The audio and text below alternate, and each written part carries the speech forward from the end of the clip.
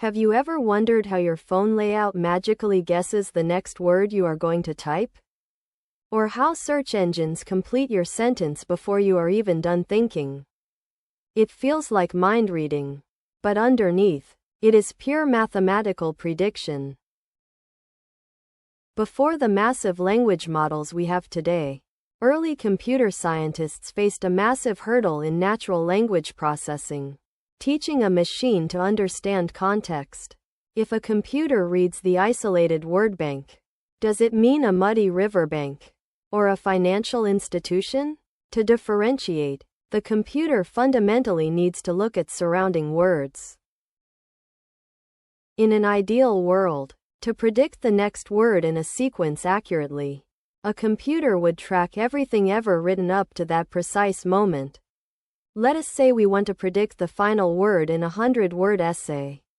Mathematically, we would need to calculate the precise conditional probability of that 100th word given all 99 preceding words that came before it. But here is the catch.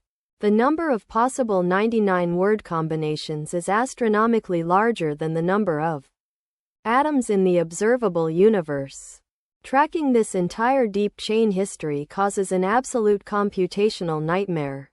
This bottleneck forced a revolutionary shortcut intuition. What if we do not need the whole history? What if we look only at the last few words? This exact local tracking simplification is the birth of the ngram model.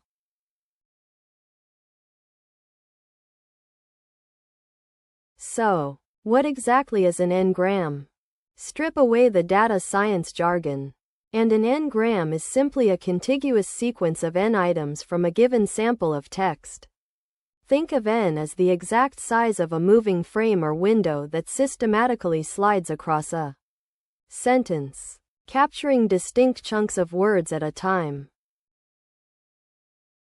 The parameter n denotes the exact count of words grouped together. If n equals 1, we call it a unigram model. In this mode, the isolation window targets every single token completely on its own, fundamentally ignoring any contextual connection or relationships between them. If we bump n up to 2, it transforms into a bigram. Now, the window scales up to catch adjacent pairs of words. It steps forward one word at a time, establishing overlapping links. This is the inflection point where the computing engine starts seeing basic local contexts. By shifting the numerical size of n, we control exactly how much memory our model can access. A higher sequence count yields rich semantic context. But as we are about to discover, widening this history bracket introduces a massive exponential cost in storage and processing. Overhead.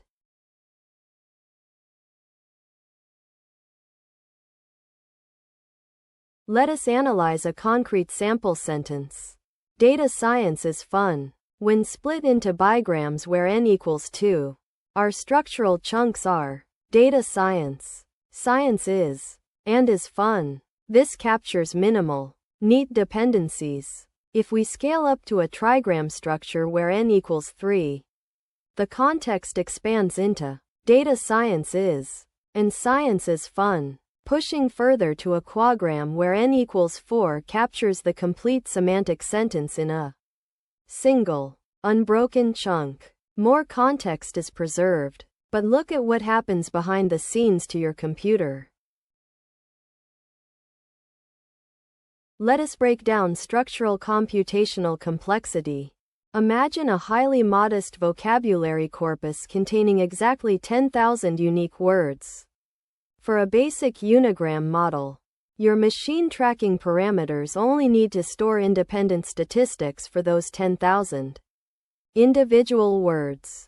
This represents clean, manageable linear growth, but for a bigram model, the machine must prepare parameter spaces for every single possible word pair. That equates to 10,000 times 10,000, producing a massive 100 million possible combinations. What occurs if we step up to a trigram model? The parameters scale to 10,000 cubed. unleashing a staggering 1 trillion parameter combinations. A quagram model demands an astronomical 10 quadrillion storage fields.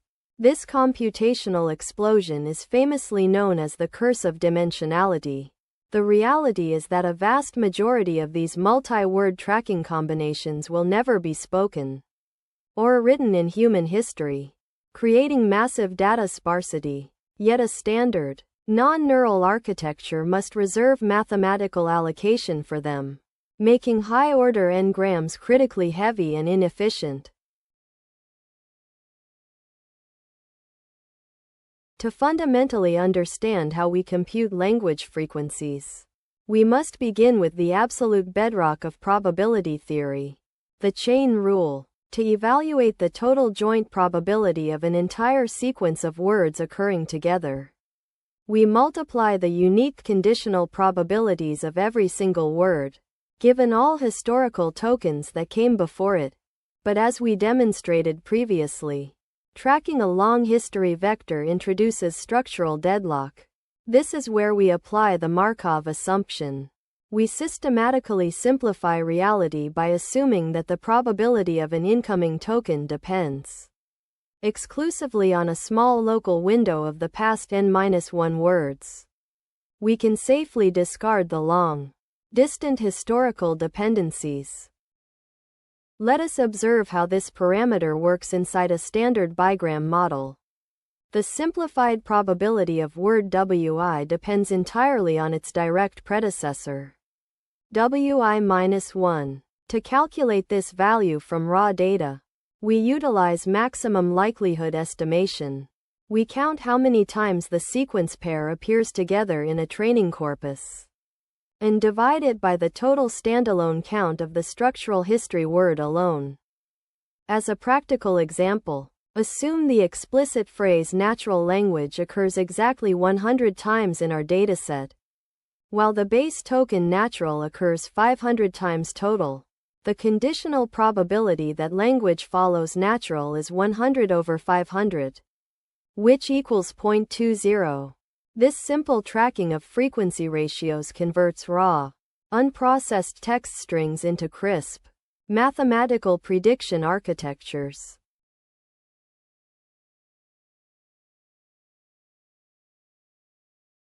If you try to write a simple ngram model in raw code right now, you will instantly hit a massive wall. The first engineering pitfall is the zero probability disaster. Because the chain rule multiplies sequence probabilities together, a single completely unseen word pair anywhere inside a massive text block inserts a zero into the equation, completely wiping out the total probability of the entire sentence. To fix this, we apply smoothing techniques like Laplace, or add 1 smoothing, by adding a 1 to the numerator and the absolute vocabulary size v to the denominator. We distribute a tiny slice of probability mass to unseen transitions so the entire mathematical system never collapses to zero. The second issue is out of vocabulary words. If a user types a rare slang term, a newly invented word, or a simple typo that doesn't exist inside your static vocabulary dictionary, your system doesn't know how to track it. We handle this by mapping all unknown data points down to a generic placeholder token called unc. Simultaneously, we must handle structural boundaries.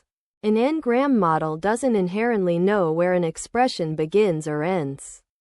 By explicitly prepending a start tag and appending an end tag, we provide the architectural framework needed to calculate the standalone probability of an opening token or the terminal termination of a sentence string.